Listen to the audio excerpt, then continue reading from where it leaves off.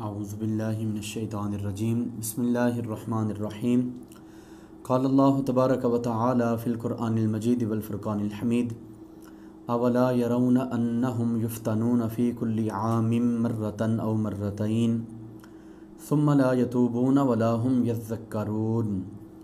आमन्तु बिल्लाहि सदक़ल्लाहु मौलानल अज़ीम व सदक़ व बल्लग़ना रसूलुहुन नबियुल करीमुल अमीन। अस्सलामु अलैकुम वरहमतुल्लाहि वबरकातुह। व्यूवर्स, आप देख रहे हैं चैनल 94 न्यूज़। प्रोग्राम फ़िक्र कुरान के हवाले से आज का हमारा टॉपिक ये है, मौजूदा सूरत हाल के अंदर सैलाब की तबाहकारियाँ और इसके ज़िम्मन में हमारी ज़िम्मेदारियाँ। मालिक दो जहाँ जल्ला व अला ने कुरान मुक़द्दस के अंदर इरशाद फरमाया, क्या लोग इस चीज़ की तरफ गौर नहीं करते कि उन्हें साल में एक मरतबा या दो मरतबा आज़माया जाता है, फिर वो तौबा भी नहीं करते और वाज़ो नसीहत को कबूल भी नहीं करते। तो कुरान मजीद का हुक्म अपनी शान के लिहाज से पूरी तरह से लागू है। खुदाए बुज़ुर्गो बरतर का कलाम, अल्लाह ताला जल्ल मजदुहुल करीम का कलाम न किसी तारुफ़ का मोहताज है, ना इसमें किसी शक व शुबा की गुंजाइश है। यकीनन हर बंदा साल में एक मरतबा दो मरतबा आज़माया जाता है, लेकिन फरमाया कि उस आज़माइश के बाद शुक्र है, इम्तिहान से गुज़रना है सब्र के साथ। लेकिन कुछ बंदे इम्तिहान होने के बावजूद, आजमाइश के आ जाने के बावजूद वो तौबा नहीं करते, वाज़ो नसीहत हासिल नहीं करते, जबकि आजमाए जाने का सबसे बड़ा मकसद ये है कि इंसान तौबा करे, वाज़ो नसीहत को कबूल करे। लेकिन मालिक दो जहां ने एक हकीकत से पर्दा उठाते हुए बयान फरमाया कि लोग, उनको साल में एक मरतबा या दो मरतबा आज़माया जाता है, उसके बावजूद वो तौबा नहीं करते और वाज़ो नसीहत को कबूल नहीं करते, जबकि ये करना चाहिए। मौजूदा सूरत हाल के अंदर हमारे मुल्क पाकिस्तान में एक वसी और बड़े पैमाने के ऊपर सैलाब है, और ये सैलाबी रेला अपनी तबाहकारियों से, शदीद ख़तरात और नुकसान से अहले पाकिस्तान को दो चार कर रहा है। एक मुहतात अंदाजे के मुताबिक 160 या इससे कुछ ज़ायद तादाद के अंदर पुल तबाह हो चुके हैं। 3400 से कुछ ज़ायद किलोमीटर तक सड़कें तबाह हो चुकी हैं। इसी तरह अगर घरों को देखा जाए तो वो 1000 से तजावुज़ करके लाखों की तादाद में पहुंच चुके हैं। वक्तन फ़वक्तन उसका अंदाज़ा 10 लाख या उसके करीब करीब बताया जाता है। इसी तरह इंतकाल करने वाले लोग, उनकी तादाद भी 1000 से तजावुज़ करके 1500 के करीब अब हो चुकी है, और ज़ख्मियों की तादाद वो 1500 2000 से तजावुज़ करके 3500 4000 के करीब पहुंच चुकी है। इसी तरह मवेशी और दीगर नुकसानात जो हुए वो इनसे अलग हैं।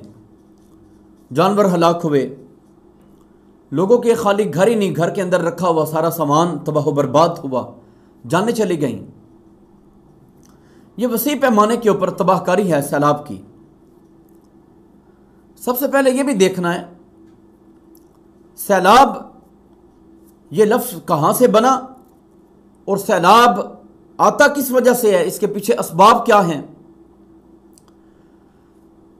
सैलाब दरअसल दो अल्फाज से मिलके मुरक्कब है, एक सैल है और दूसरा आब है।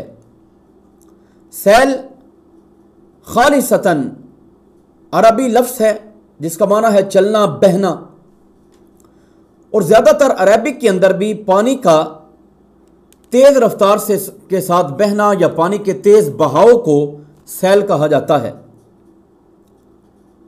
जिस तरह के बुखारी शरीफ की एक हदीस तैयबा के अंदर हज या उम्रा करते हुए सफ़ा और मरवा के दरमियान साई करने को भी वो जो जगह है उसको मसील कहा जाता है। सैल से मसील, सफ़ा और मरवा के दरमियान चलने वाली जगह, जिस जगह के ऊपर इंसान इतना तेज़ चलता है कि वो दौड़ता हुआ नजर आए, उस जगह के ऊपर चलने को मसील कहा जाता है। बुखारी शरीफ ने 2-3 जगह के ऊपर इसको बयान फरमाया। तो सैल बमाना रवानगी, तेज बहाव, आब पानी को कहा जाता है और यह खालिसतन फारसी का लफ्ज़ है। उर्दू चूंकि हमारे उर्दू के मानी ही लश्कर के हैं, क्योंकि ये कई ज़ुबानों से मिलके एक ज़ुबान बनाई गई, तो अरबी का सैल लेके फारसी का आब लेके सैलाब बना, मतलब है पानी का बहाव। अब जिस वक्त सैलाब कह दिया, अब इसके साथ पानी का सैलाब कहने की ज़रूरत नहीं है, क्योंकि आब पहले ही आ चुका है। सैलाब का मतलब ही पानी का सैलाब है, क्योंकि सैलाब के अंदर आब पानी को कहा जाता है, अब पानी का सैलाब नहीं कहा जाएगा। दूसरी ज़रूरी बात, सैलाब के आने की कई वजूहात में से एक वजह दरियाओं के अंदर कुदरती तौर पे जो जगह होती है उस सतह से ज़्यादा पानी का हो जाना सैलाब के असबाब में से एक सबब है। हमारे मुल्क के अंदर डैम्स की कमी यह भी सैलाब के आने का पेशहमा साबित होती है, क्योंकि दरियाओं के अंदर अगर ज़्यादा मिकदार के अंदर पानी है तो उसे डैम्स के अंदर मुंतकिल करके कवर किया जा सकता है। तो डैम्स का बनाना, तामीर करना यह भी बेहद ज़रूरी हुआ, ताकि लोगों की ज़िंदगी को, उनके अम्वाल को तहफ़्फ़ुज़ दिया जा सके।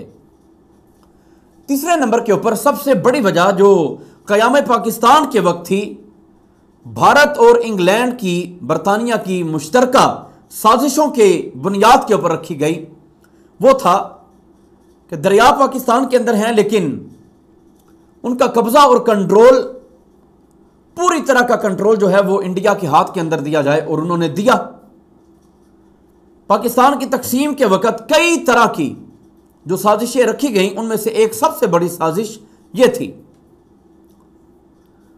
मुसलमानों को कत्ल किया गया, अपने वतन की तरफ आते हुए भी मारा गया, हमारी माओ बहनों को कत्ल किया गया, सख्त तरीन इक़दामात उठाए गए मुसलमानों के खिलाफ, पूरी तरह से कब्जा ना दिया गया, जो हद बनती थी पाकिस्तान की वो ना थी। इसी तरह दरियाओं का, नहरों का जो कंट्रोल था वो भी अपने कब्जे के अंदर रखा।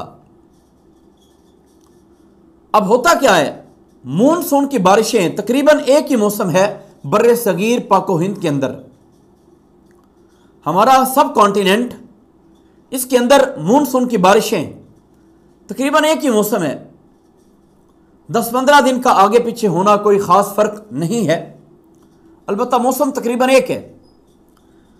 तो जिस मौसम के अंदर पाकिस्तान में बारिशें हैं, उसी मौसम के अंदर इंडिया के अंदर भी बारिशें हैं। बारिश के ज़्यादा होने की वजह से पानी की सतह दरिया के अंदर जो पहले मखसूस है उसके अंदर इजाफा होता है। वो जैसे पाकिस्तान के अंदर होता है, इसी तरह इंडिया के अंदर भी होता है। इंडिया वाले अपने पानी को निकालने के नाम के ऊपर पाकिस्तान में पानी छोड़ देते हैं ताकि पुश पकड़ भी ना हो सके। भला कोई बंदा सवाल भी करे कि आपने पानी छोड़ दिया, हमारा नुकसान हुआ, तो वो कहेंगे हमने खुद अपने आप को बचाना है, अपना बचाव तो ज़रूरी है, अपने लोगों का तहफ़्फ़ुज़ देना, उनकी जानें बचाना हमारे ज़िम्मे फ़र्ज़ है। तो ये वो चाल थी जो क़याम पाकिस्तान के वक़्त से ही हमारे सरों के ऊपर मंडला रही थी, और हर साल ऐसा होता है। वगरना अगर सिर्फ बारिशों के पानी को देखा जाए तो सैलाब तो आ सकता है, लेकिन इतने बड़े वसी पैमाने के ऊपर तबाहकारियां नहीं हो सकती जितने कि इस मरतबा देखने में आई। पाकिस्तान की तारीख का सबसे बड़ा सैलाब जिसने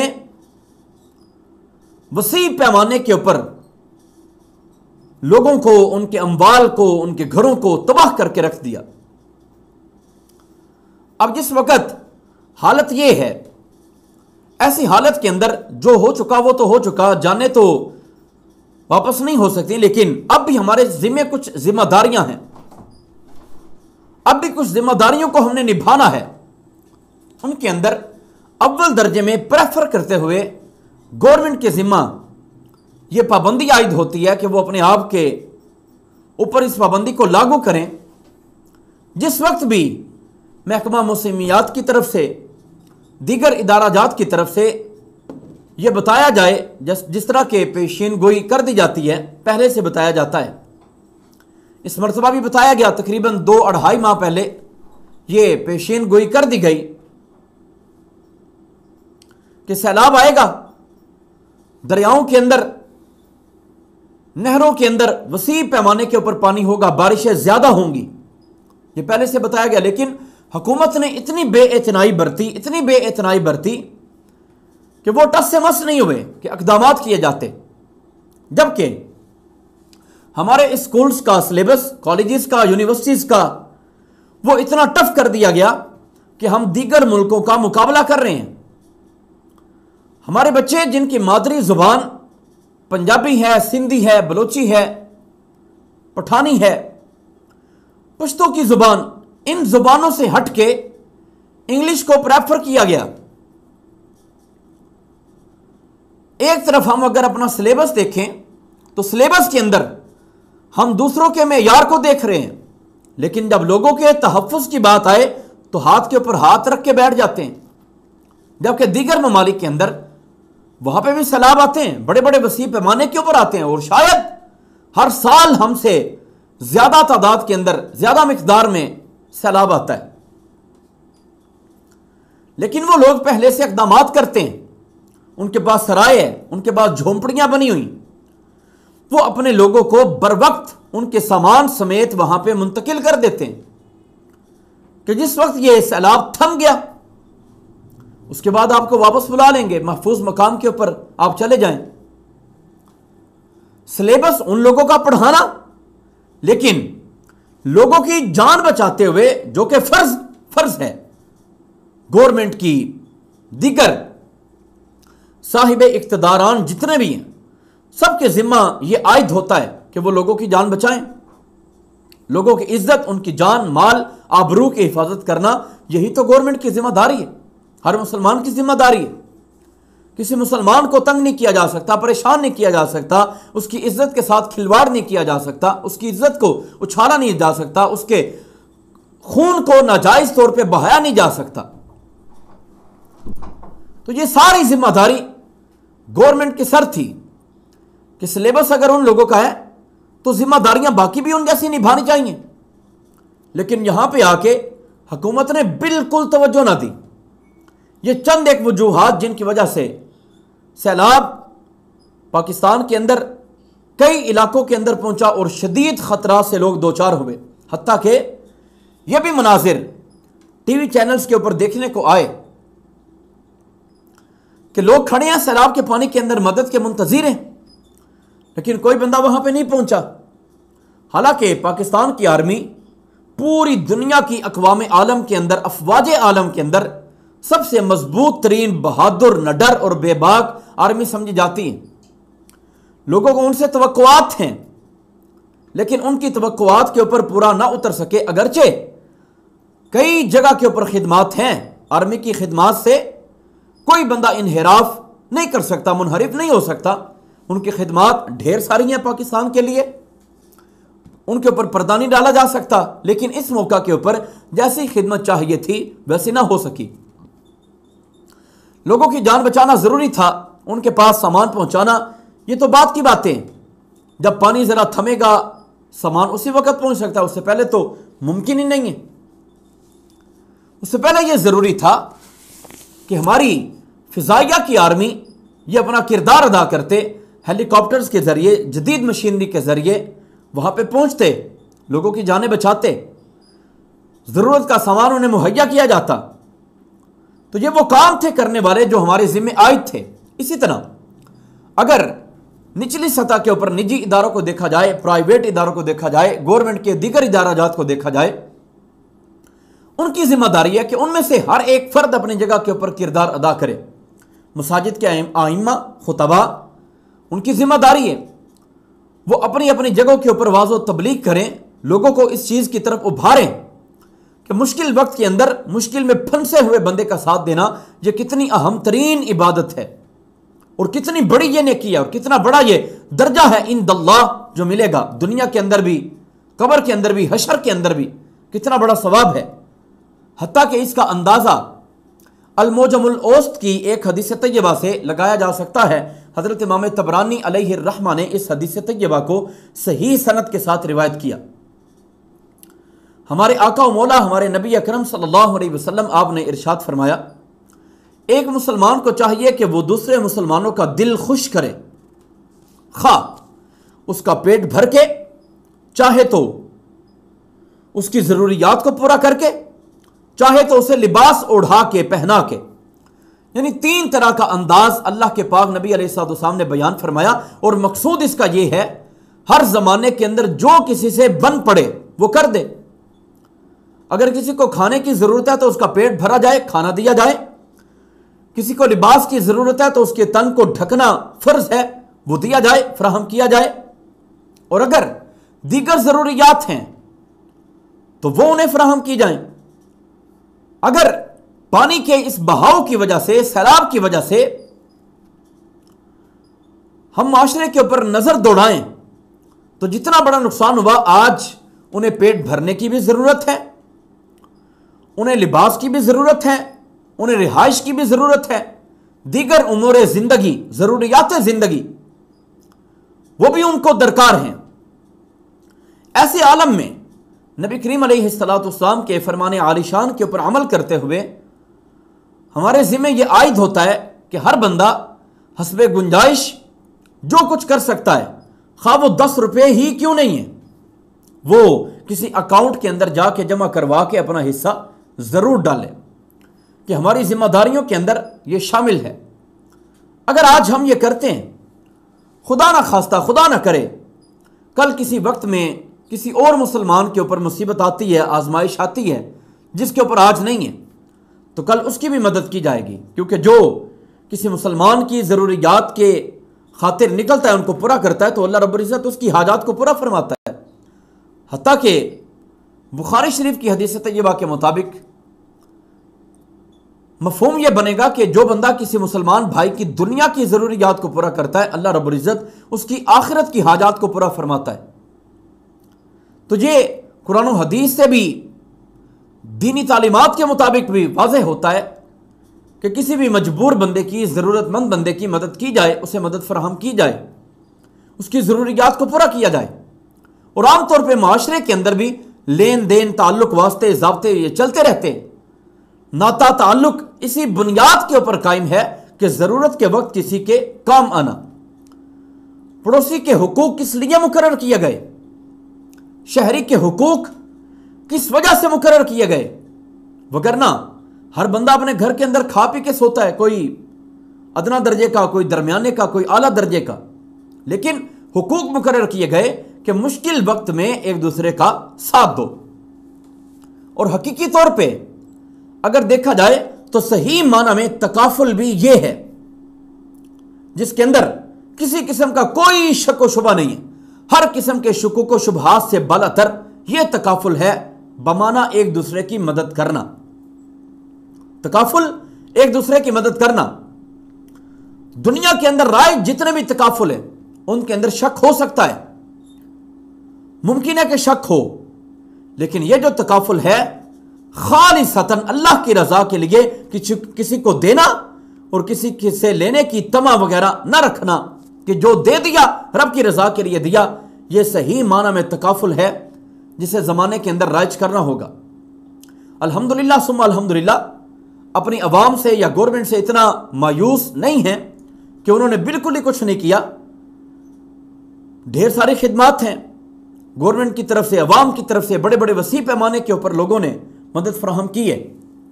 अब इसके अंदर यह भी ज़रूरी है जिस तरह पाक फौज ये किरदार अदा कर रही है कि कई मौके के ऊपर, कई जगहों के ऊपर आके वो इमदादी कैंप के अंदर शरीक हैं, माल को जमा कर रहे हैं, इसी जज्बे के साथ हकदारों तक उनका हक पहुंचाया जाए।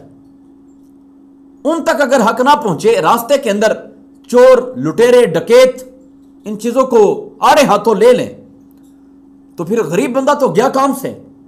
जिस तरह के सिंध के अंदर वडेरों का, चौधरियों का जगह जगह के ऊपर कब्जा है, वो ऐसी हालत के अंदर ही नहीं, आम नॉर्मल अमन की हालत के अंदर भी लोगों को लूटते हैं, नीचे लगा के रखते हैं। आज भी उनको कमी समझा जाता है, ये कमीन लोग हैं और वडेरों की पूरी हुकूमत है। पिछले दिनों में कुछ ट्रक जो जा रहे थे सिंध के इलाका जात की तरफ, इमदादी सामान की सूरत में उन्हें भी छीन लिया गया, लूट लिया गया। अगरचे सिंध की पुलिस ने कुछ लोगों के ऊपर हाथ डाले, उन्हें पकड़ा, गिरफ्तार किया और यह जरूरी था, लेकिन जरूरत इस अमर की है कि पाक फौज ऐसे मिशन में भी साथ रहे ताकि जो काफिले यहां से निकले, जो गाड़ियां यहां से जाएं, ट्रॉलर की सूरत में, ट्रक की सूरत में, उनके साथ पाक आर्मी भी हो ताकि गरीब, मुस्तहिक और नादार मुफलिस लोगों तक उनका हक पहुंचाया जा सके। यह वो वक्त की जरूरत है जो खाली जरूरत नहीं है बल्कि पूरा जिहाद है। और जिहाद सिर्फ तलवार का नाम नहीं है, तलवार लेके मैदान अमल के अंदर निकलने का नाम जिहाद खाली नहीं है, जुबान के साथ भी जिहाद है। इस तरह रुपए पैसे के जरिए मदद करना भी जिहाद है। इसी वजह से जिहाद को माल और जान के तौर पे दोनों तरह से बयान किया गया। कुरान मजीद ने पारा नंबर 11 के अंदर बयान फरमाया, वो बंदे जिन्होंने खुदा ताला के साथ सौदा तय किया, लेन देन बनाया अपने रब के साथ, वो क्या करते हैं, अल्लाह के रास्ते के अंदर लड़ते हैं, अपनी जानों के साथ भी, अपने अम्वाल के साथ भी, माल भी लगाते हैं। तो यह भी बहुत बड़ा जिहाद है। जबकि महंगाई इतनी वसी पैमाने के ऊपर है कि हम अपने मुल्क को चला नहीं पा रहे, गुर्बत बढ़ती जा रही है, महंगाई के अंदर इजाफा होता जा रहा है। ऐसे आलम के अंदर बजाते खुद जरूरत होने के बावजूद किसी दूसरे के ऊपर लगाना किसी जिहाद से कम नहीं है। दिगर यह भी गवर्नमेंट की जिम्मेदारी है कि वो इन चीजों को भी परखे कि अगर सिंध से आने वाली अशिया बर वक्त यहां पे नहीं पहुंच रही, पंजाब के अंदर या दीगर इलाका जात के अंदर, तो यहां पे महंगाई कर देने का कोई जवाज नहीं है कि महंगे दामों चीजें बेची जाएं, बल्कि हुकूमत की जिम्मेदारी है कि वो ऐसे लोगों को भी आड़े हाथों लें, इनके ऊपर भी गिरफ्त रखें कि एक चीज हम उसे कम रेट के ऊपर लाना चाहते हैं, आप फिर उसे बढ़ा देते हैं। यह तवक्कुआत पाकिस्तानी अवाम से नहीं है, लेकिन लोग ये काम कर रहे हैं। अपने बंदों को परेशान करना मुसलमानों का तरीकाकार नहीं है। जायज मुनासिब रेट लेके लगा के जायज मुनाफा हासिल करके अपनी चीजों को बेचा जाए, ना लोगों को परेशान किया जाए, ना खुद परेशान हो। ये तमाम तर जिम्मेदारियां पाकिस्तानी अवाम के ऊपर, गवर्नमेंट के ऊपर आयद होती हैं। हर एक बंदे को अपनी अपनी जगह के ऊपर संभल के चलने की जरूरत है। नाजायज तौर पे इधर उधर रुपया पैसा उड़ाया ना जाए, जायज कामों के अंदर लगाया जाए। जायज कामों के अंदर लगाते हुए मुस्तहिक लोगों का खास ख्याल रखा जाए। तो जिस वक्त अगर सही अपना फर्ज समझते हुए कोई भी बंदा पाकिस्तान की अवाम के लिए निकलेगा, तो यह यकीनी बात है कि जितना नुकसान हुआ है उससे ज्यादा मिकदार के अंदर इमदाद इकट्ठी हो चुकी है। अगर सही तरीके से लोगों को फराहम की जाए, उनके घर भी बन सकते हैं, उनके कारोबार भी चल सकते हैं, उनके बच्चे भी खुशहाल हो सकते हैं। जो जाने चली गई वो तो चली गई, वो तो वापस नहीं आ सकते, लेकिन पिछले लोग जो बाकी हैं उन लोगों को कम अज कम इतनी सहूलियात फराहम की जाएं कि वो अपने घर के अंदर बैठ के अपना सामान तैयार करके अपने कारोबार को बना सकें और अपने कदमों के ऊपर खड़ा होकर कामकाज कर सकें। यह वक्त की ज़रूरत है, यही जिहाद है और इसकी इंतहाई ज़रूरत वसी पैमाने के ऊपर है। हर बंदे को अपनी जगह के ऊपर सोचना होगा। अल्लाह रब्बुल इज़्ज़त वहदहुल आशिक हम सबको तौफीक अमल अता फरमाए। आमीन व मा तौफीकी इल्ला बिल्लाह।